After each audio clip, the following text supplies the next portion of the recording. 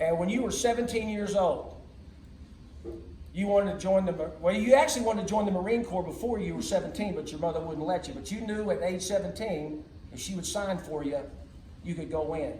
So tell these people what it was like when you went and asked your mother when you were 17 if she'd sign the papers for you. Well, I'd been after her letting me join the Marine Corps for a long time, but she held off because I was helping support the family that was left. Now, my father left my mother and 7 children. And it was left up to my mom to support us. My dad left us. I went to the ceremony of divorce. Stood before the judge with my father.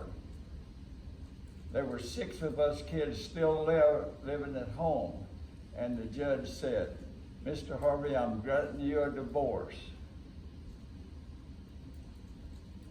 You will pay Mrs. Harvey $42 a month as alimony." And my dad counted off $42, handed it to the judge, and the judge gave it to me, and I gave it. That was the last cent he ever spent on me, my mother, and 5 other kids. When I was wounded and brought back to the United States and everything. Go back when you walked up to your mom and she was out there hanging up clothes. Oh yeah, my mom was a Comanche Indian. You know, and the Comanche Indians were pretty tough. In fact, they were the last tribe to surrender. And I don't think my mom ever surrendered. Well, she was hanging up clothes one day, and I came home and I had some papers in my hand that the recruiter had given me. And I said, "I'm joining the Marine Corps today." And she didn't say a word. She took those papers out of my hand and made confetti out of them and threw them on the deck. And then she would walk down there to the end of the clothesline that I'd put up for her, and I had some wire left over, you know, the old clothesline wire, you know, and there was a big circle of it left over. And she walked back toward me and she made a switch out of that thing. She took my hand and hit it across my rear, and I went around about 4 times right there. She dropped that thing and there was tears in her eyes. I'd never seen her cry like that before. She went in the house and I stood there for a long time, and she came out and she had signed the papers for me to go into the Marine Corps. Now, when you originally went in as a paramarine, but then they got smart and realized it wasn't good to let Marines jump into the jungles in the Pacific, so they rolled you into infantry, and you became a demolition man, and you needed a pistol. Tell them what your mother did. Well, let me lead into that. Okay.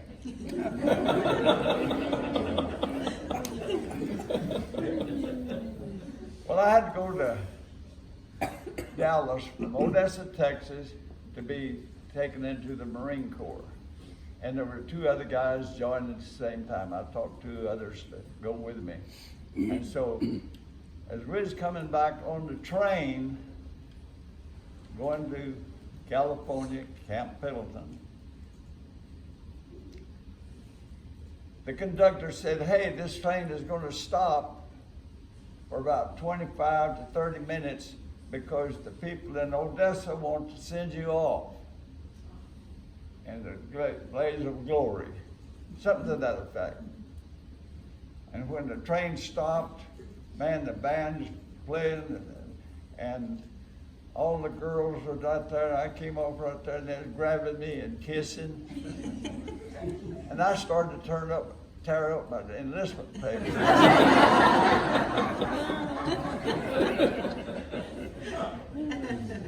Well, someone grabbed me by my ear. It was Jessie Lee Harvey, my mother, the Indian.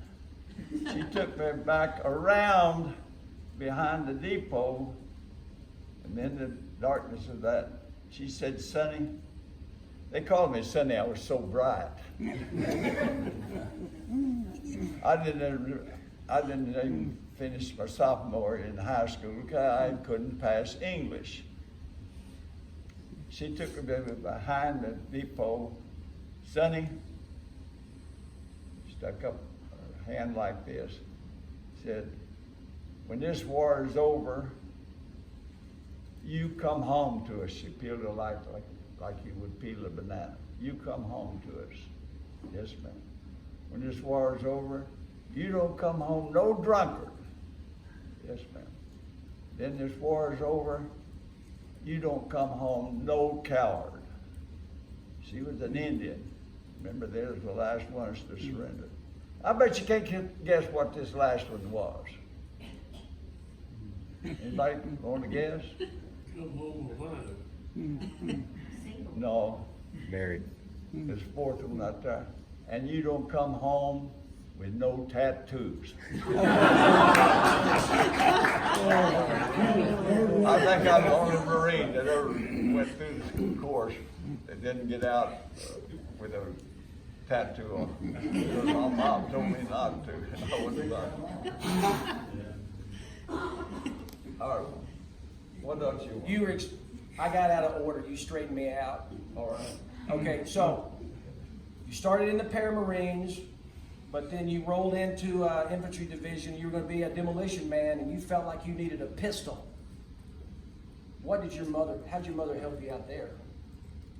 Well, I went in, I signed up as a paratrooper, and then made 2 invasions, one at Vella and Bougainville as a paratrooper. We jumped, but we jumped off a Higgins boat. MacArthur tried to land in the jungles of New Guinea, and it was a thorough fiasco. 2 guys were killed because they found a lawn that they could jump in the jungles, located in the jungles. It looked like a lawn that you, and it was grass all right, but it was 12-foot high sword grass. And it was a fiasco. Well, they decided they weren't going to use us as paramarines to jump in the jungles. So they brought us back to the States, and we helped form the 5th Division. I was in the 26th rank.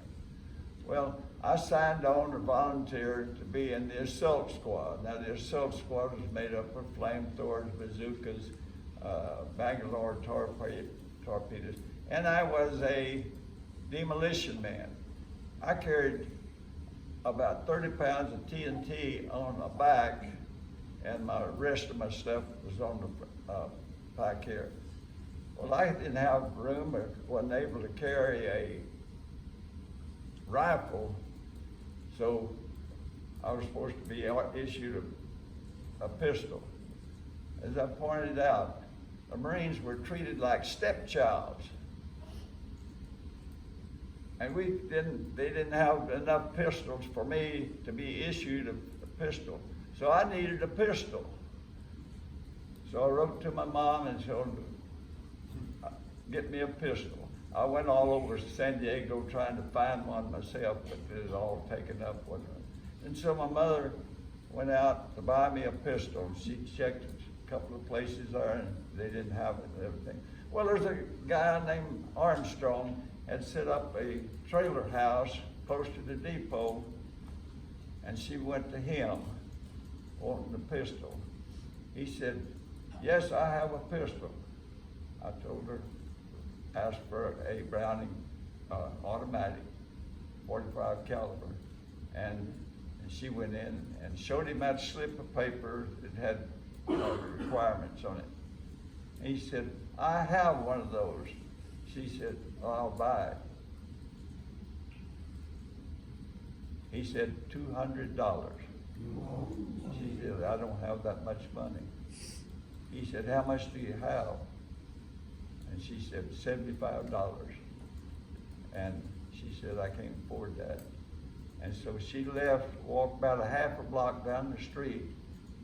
Mr. Armstrong tapped her on the shoulder and said, why do you need such a big pistol? That's a powerful pistol. She said, my son needs it. He's in the Marine Corps and he needs a pistol. He said, come on back, we'll talk business. He cleaned up that, got the gasoline stuff off that pistol for her, cleaned it up, gave her a clip of 45 caliber something, and sent her on her way. When he heard the term Marines, well, he figured I needed a pistol, so I wound up with a pistol when we hit Iwo Jima. Is that all you want to hear about? No, I got more. Oh, Now here's another one. All right, you're on the troop transport ship. It's the night before the invasion. What was it like on board that troop transport ship, knowing you're going to hit the beach the next morning? well, have y'all heard the term Tokyo Rose? Yes. Well, Tokyo Rose came in and would play music for us and talk about the guys, 4F guys back in the States were dating and making love to your wives and to your sweethearts and everything like that. We liked her because she played the good music, and we laughed at what she was saying, and we heard the music and so forth. Now I had a buddy on there, Lee Copper Darch. Answer that though. When you They calling for you, Mr. Harvey? tell her I'll be home later. Well, anyway, let's see, where was it? Oh, when we were training in with the 5th Division in Hawaii, they used to line us up every Tuesday after we worked out and issued us 2 cans of beer, Lucky Lager. Every Tuesday we got that. Well, I didn't drink because my mom told me not to come home no drunker. So I didn't drink and everything. So my best buddy, Lee Darch, we called him Cobber. He loved that beer. Of course, I didn't drink. So I'd give him my 2 cans of beer. He would hide those 2 cans of beer and then drink his 2 cans of beer with other. He wound up with 14 cans of beer when we got on that troop ship. Now he got on there and he didn't have a way to carry it, so he took his gas mask out of the packet and threw it away and had 4 cans of beer in there. Well, Tokyo Rose came out and said, well, the little Marines, she always referred to us as the little Marines are going to be attacking one of our islands. Now this time they better bring a gas mask along with them. I said, Cobber, what are you going to do? Because he had an empty satchel there. What are you going to do? He said, I'll just shoot you. He's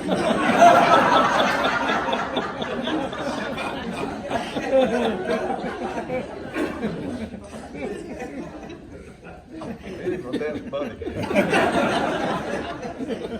Well, one night, I think it was about the 9th night, he and I both were wounded. Now he was a scout and a sniper, and I was demolition.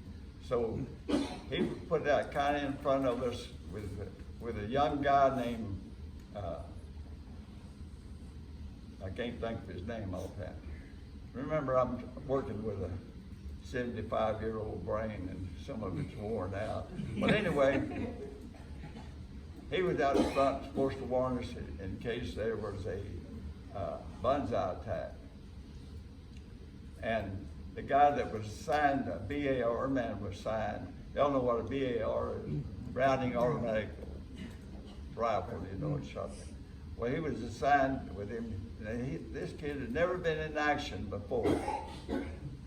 And at Iwo, you know, they're bombing all those islands night and day. Hey, you know what they was bombing us for? What they was bombing them? They was bombing them so we wouldn't have to dig foxhole there. Wasn't like the other islands right there. We just had a big hole to get in there, and it was like living in a mansion after digging a mud puddle, you know, living on the horizon and the Southern Pacific. Well, anyway, you couldn't sleep directly on the deck because that's the ground to you landlubber. You couldn't sleep on that because the steam was coming up there and it was too hot. So you had to put something down there to lay on, and then put your poncho on it to keep warm. And you kept warm right there. Well, Carver he took the first watch, and Danny took the second watch. And so Carver was laying under his poncho, and he heard a gurgling sound, gasp, you know. So he raised that poncho up and peeked out, and there was a Jap was a straddle of Danny, and it cut Danny's throat. So Carver had a knife here, his K-bar knife. He got that and threw that poncho back and got that Jap right there. But there were two other Japs in the hole too. And they didn't know he was under that thing, and he didn't know they were in there. So he turned around to get up, and these guys began bayoneting him. And one of them got his bayonet in here, and it came out here, went in here, it came out here. The other guy put the same thing on this side. And then before they punched him they couldn't get it off his arm, but they attacked and got his lungs, and they made 5 holes in his chest and everything. So they grabbed him up, the other ring, put him on a stretcher. Now this is at night. The Japanese came out at night, so we just stayed in our hole during the day. So they put him on a stretcher and was carrying him back. And he made a big mistake. He was spitting up blood, gurgling and everything, but he was able to say, "Hey guys, there's 8 cans of beer in, that's as far as you got." They dropped him and went back and drank that beer. Then when they came to looking for him, they couldn't find him, and he couldn't answer. They just hollered his name because of all that blood in his throat right there. But they finally got him with the thing, and he lived through that. Wow. Wow. Now, as you said, the Japanese, y'all own the day, but the Japanese a lot of time own the night. So take them back to the night, your 9th night on the island when. Yeah, well, you know, it was kind of like we flipped a coin with the Japanese. One of us was going to fight at night, and the other was going to sleep. And the other would be fighting during the day. So we won the flip, so we chose to fight during the day. And so they would come out of their holes at night and try. And we had a rule. No, let me dissect right there. I want to tell you something about the Japanese. They weren't Christians at all. They just fought, killed, and wounded, and it didn't make any difference to them. The first night I was in action, there was on a little island called Villa Villa. And we dug foxholes, and those holes would fill up with water, so we were sitting in the water all night long and so forth. And so the Japanese, that first night, the Japanese somehow got a hold of one of our guys and put him out there and were torturing him to make him scream. They were trying to lure us out of our foxholes, you know, and then they were going to ambush us when we came to save everybody. But we had a lieutenant right there, and he hollered out to us out there. We were ready to jump up and go save the guy, you know. and our officer, Sergeant, having an Alzheimer's moment here right there. Well, anyway, he just hollered at us, "Don't move out of your holes." They're just setting him up with it, and they were torturing him enough to make him scream and holler, you know. And this went on nearly all night. And finally it stopped. When daylight came, we went over there and found him. He was tied to a tree, and they had been taking skin off of his chest and back to torture him right there. And the last thing they did, they cut off his penis and put it in his mouth. When we saw our buddy, what they'd done to him, we went through that jungle and we just slaughtered everything we saw move. That was my first night in action. You have anything else you want me to say? One more thing I want you to talk about. I want you to talk about the night you were in the crater and y'all had some visitors and your war came to an end. Yeah. Okay, well, I carried a pistol because I was a demolition man, the pistol that my mom bought for me. And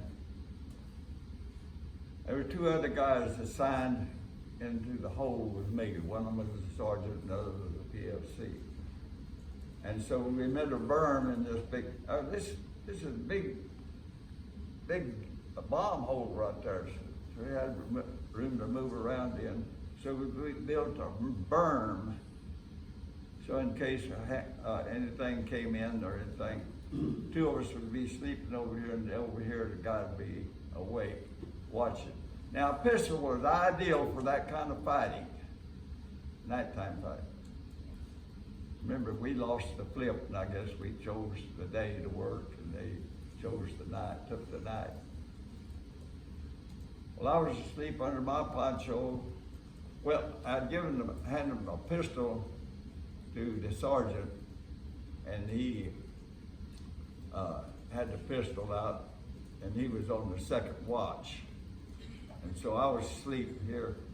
During the night, I heard 3 fast pistol shots. So I jumped up, and I'm standing there with no weapon, nothing right there. And I said, "What happened?" And he said, "We have a visitor." That was the last I saw of my pistol and my gun. So here I am standing without any way to protect myself. You know what saved me? Fear. Fear, the old gut shell fear. Because when fear hits you, it throws something into your brain, you know, and your muscles and everything. And you can think faster and react faster. So that's what happened to me.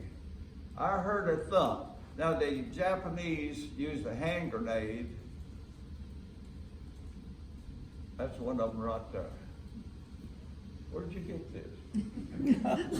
That looked like one that was thrown at me.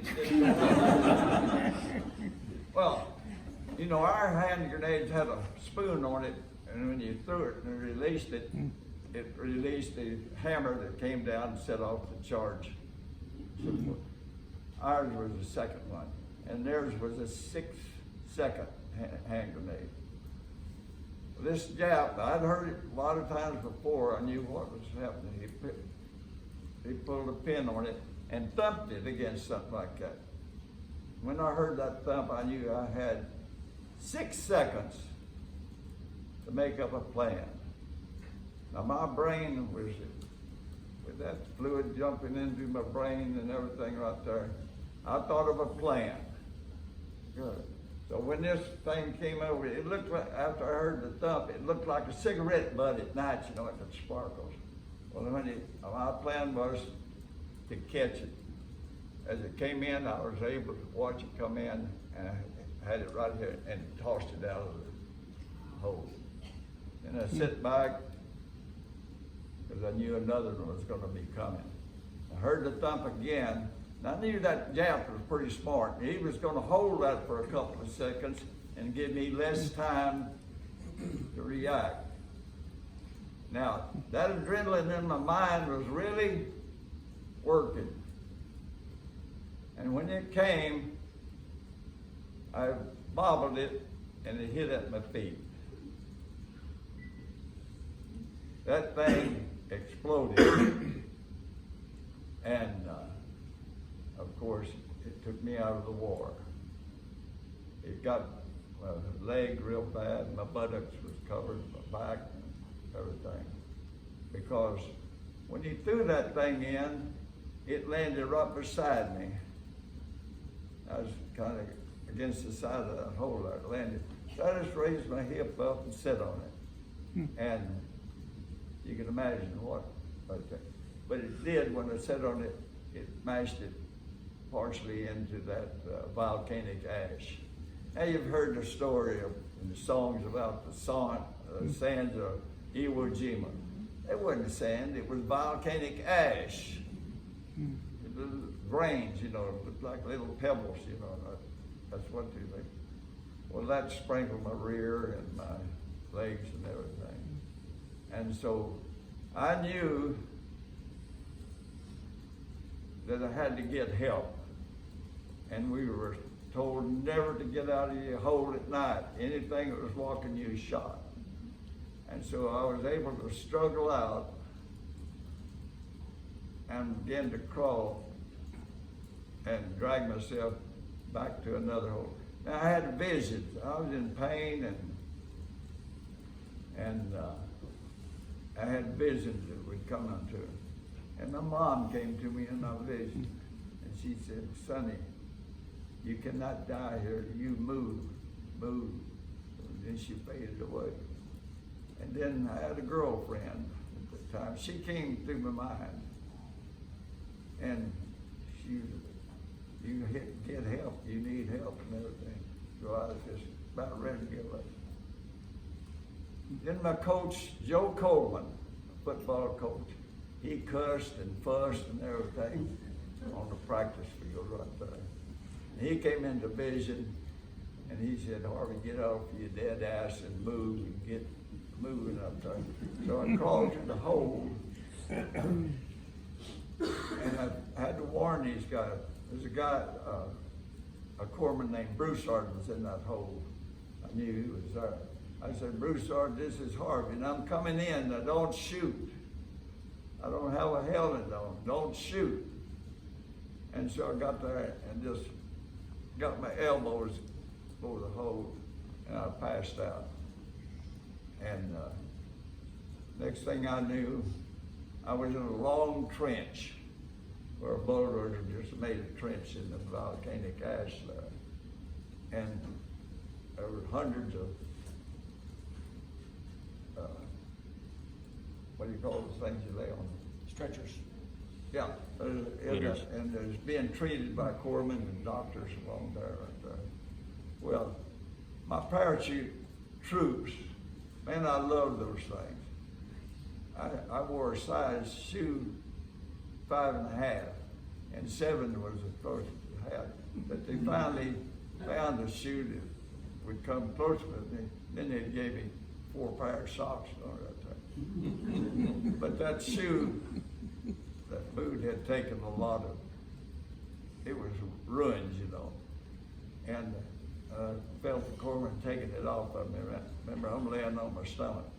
He's taking it off of me. And I said, "Give me my boots." He said, "They're no good." I said, "Give me my boots."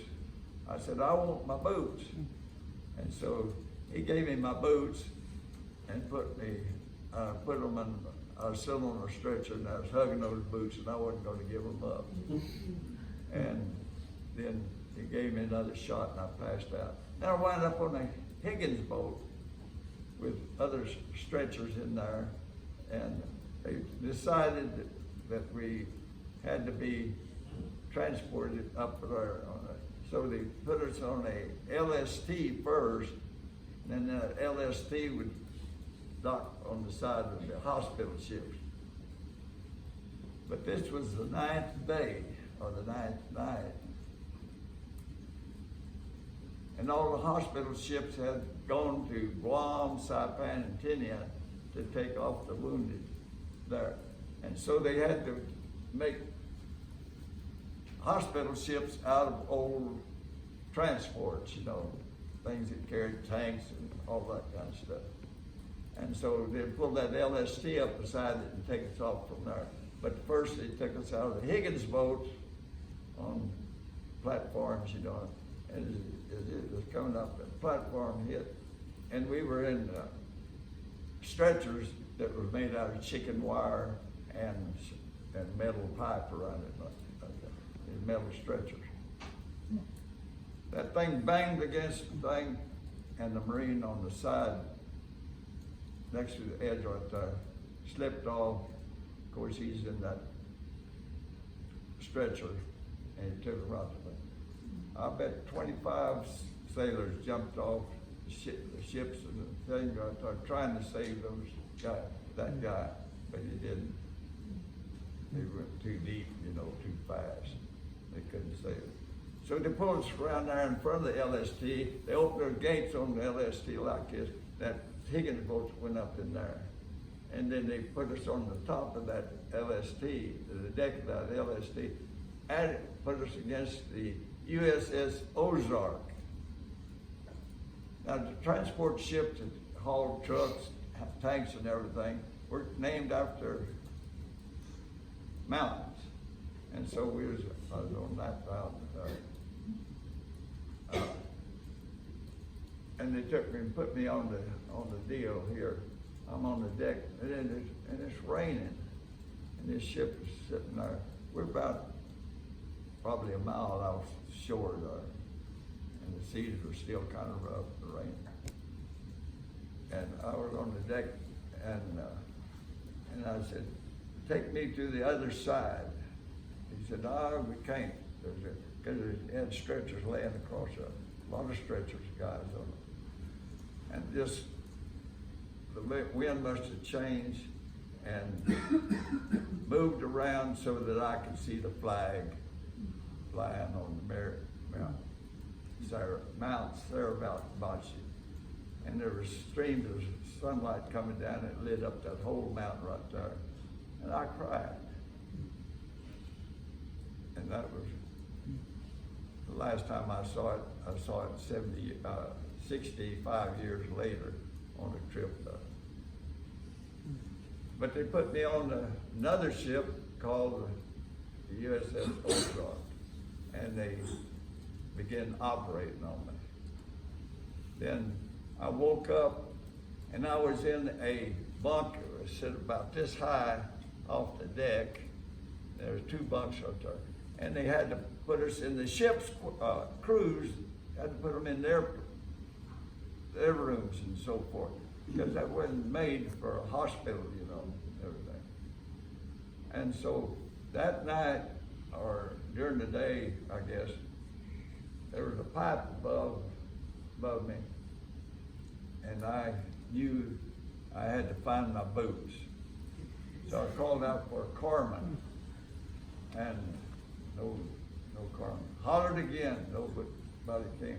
So I decided I was going to go. Now I'm in a body cast by this time that is all the way up to here. Legs down there. Well, anyway, I got to find my boots because I was under dope, you know.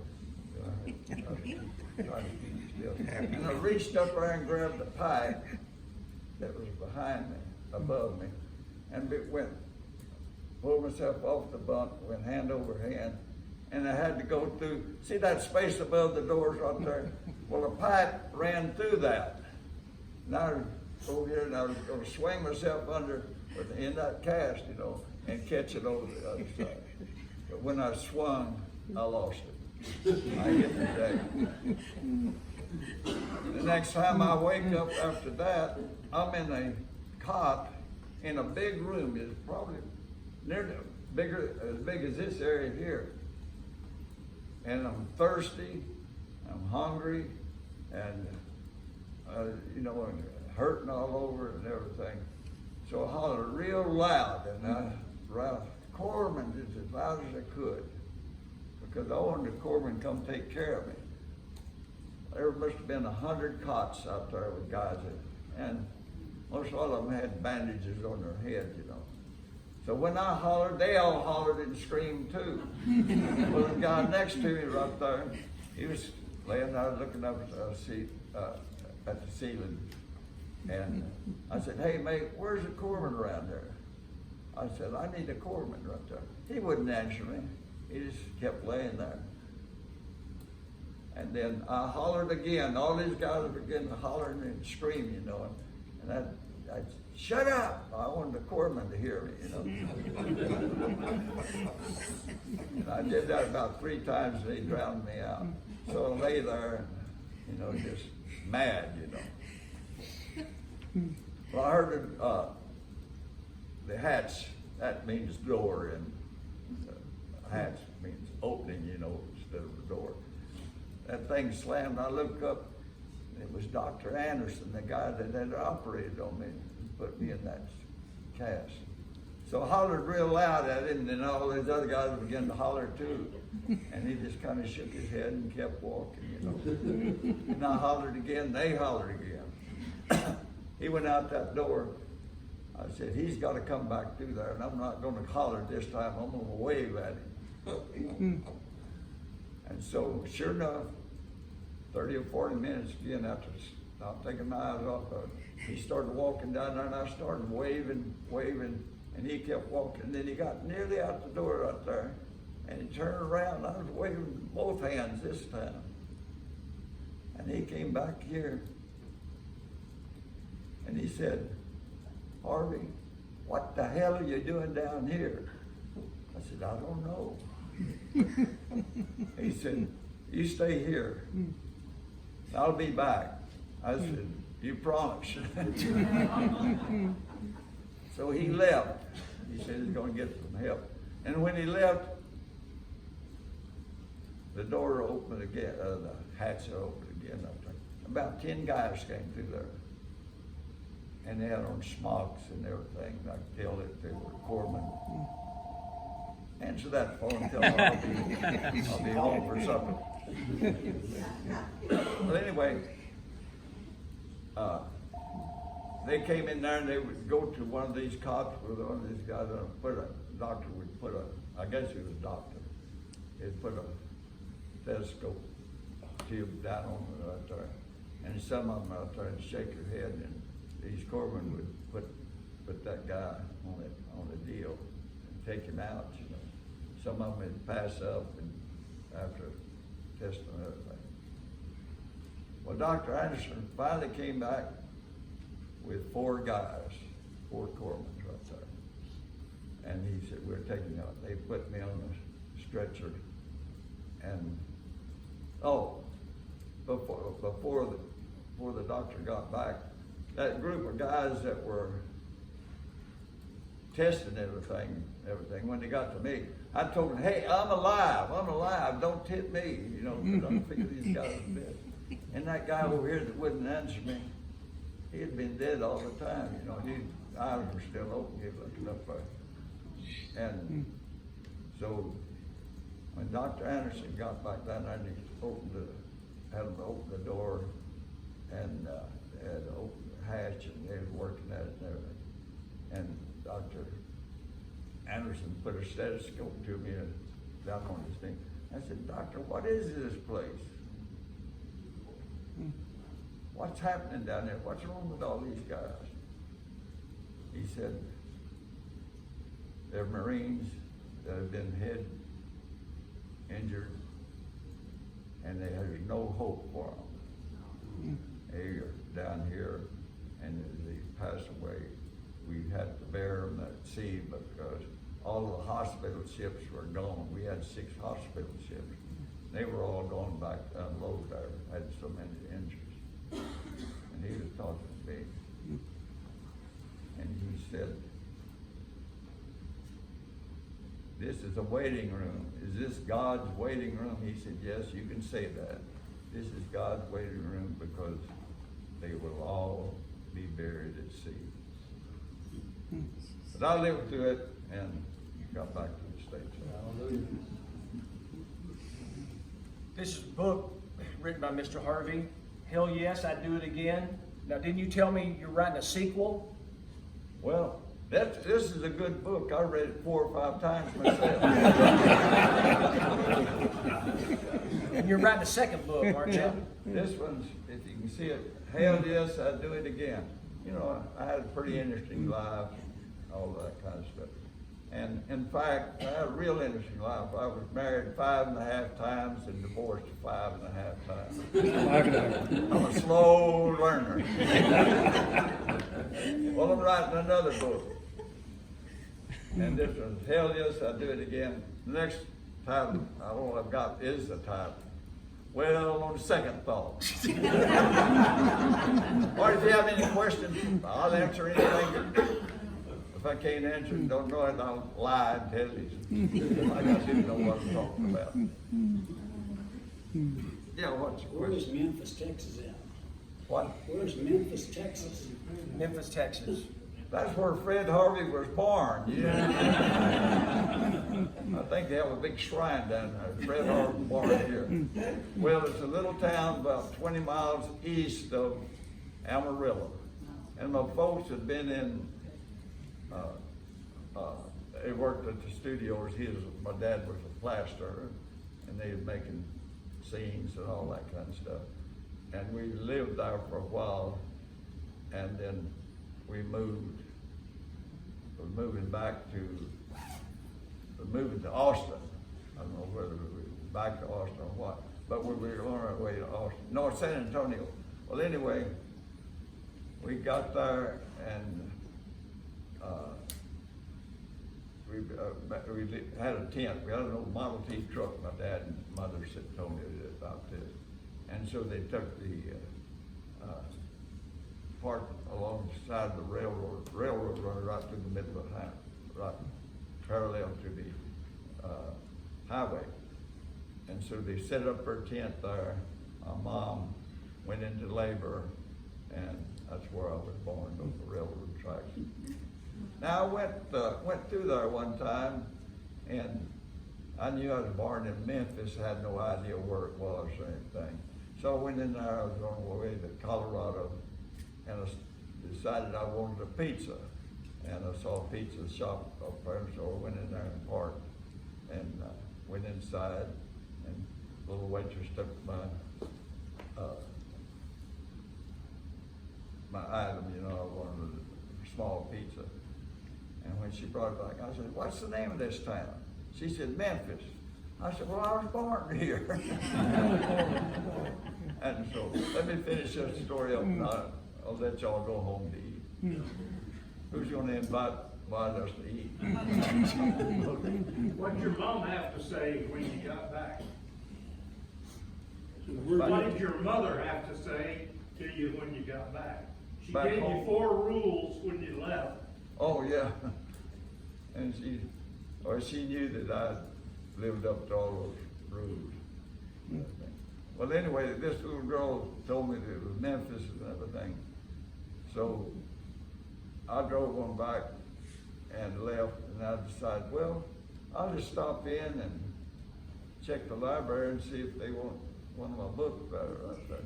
So I stopped at the library. No, I didn't stop at the library. I couldn't find the library. And so I asked some people that was in a car at a filling station. I said, "Where's the library?" And they said, "We'll show you." So they drove down there and they went in there in the lot and turned around, came back out. And it was a holiday. So I left them a book. I said, left them 2 books. I said, "One book for you and then one for the library." So I went back through there about 6 months later. So I decided I'd stop at the library and see how my book was doing. So I walked in there and the lady was sitting at her desk. I said, "I'd like to check out a book." And she said, "All right, what's the name of it?" I said, "Hell yes, I'd do it all again." She said, "Well, that's a pretty popular book. I put you on a waiting list for it." And I said, "Well, is it a pretty good book?" She said, "Oh yeah, it's a real popular book." I said, "Well, put me down then." Everything. She said, "Well, you're gonna have to wait." And I said, "I might be coming back through here again." Then I said, ma'am, my name is Fred Harvey. That didn't mean that. I said, I wrote that book. She did, drunk me. Came around and gave me a hug. I said, I'm writing another one. Well, she gave me told me the story, and I left her about 4 books there. I said, you don't have to have a waiting list now. And so I got in my car and I was driving down the highway. It's a freeway, I guess. It's 4 lanes, 2 lanes to each side. So I was driving out there, and my friend Billy Atwood called me on the phone, and so I said, Billy, I'm gonna pull off the side of the road because there's a lot of traffic here.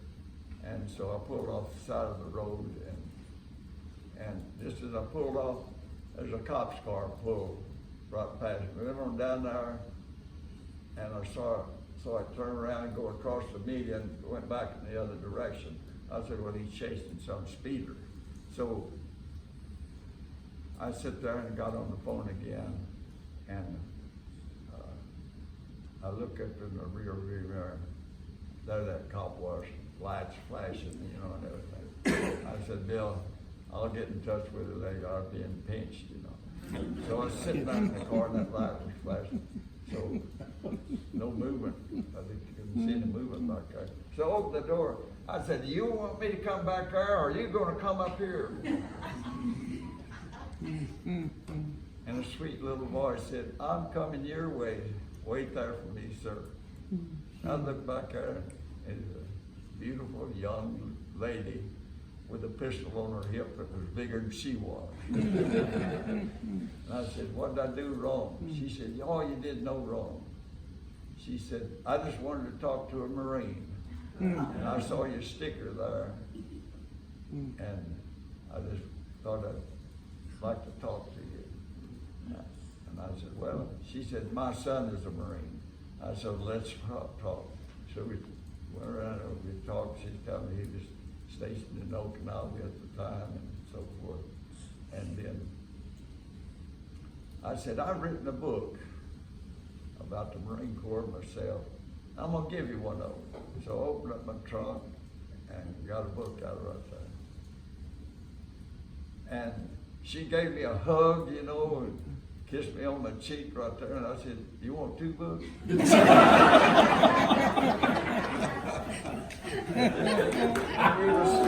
sitting there, standing there, and I got a question. cars was coming by here. Here I am, hugging her and everything. And cars was sounding their horns and everything. Any questions? I got one question. Where did you get your paratroop training? In Camp Gillespie. It's just east of, it's a suburb of San Diego now. Any other questions? I have one, sir. Yeah. If you don't mind. What motivated you deep down over there? I mean, when you knew that you were going to hit those beaches and other beaches. What now?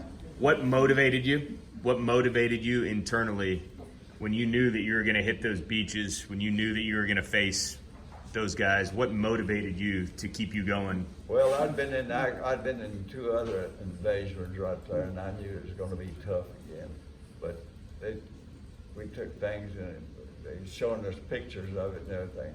I said, this will be a cakewalk. We'll be there for 2 days. And then, and you know, at one time, I introduced myself as the only Marine that didn't help raise that flag. Because there's guys around there talking about it. I'm one of those guys that was raising. When they found out there was one of them wasn't there that said he was on that. Talking about the flag raising, did you see the flag raising on Mount Suribachi? Well, I was busy. I was carrying a pistol and I had a satchel charge up there, and I was easing up to a cave with a big steel door on it.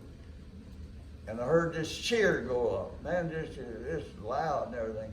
I thought somebody had made a touchdown.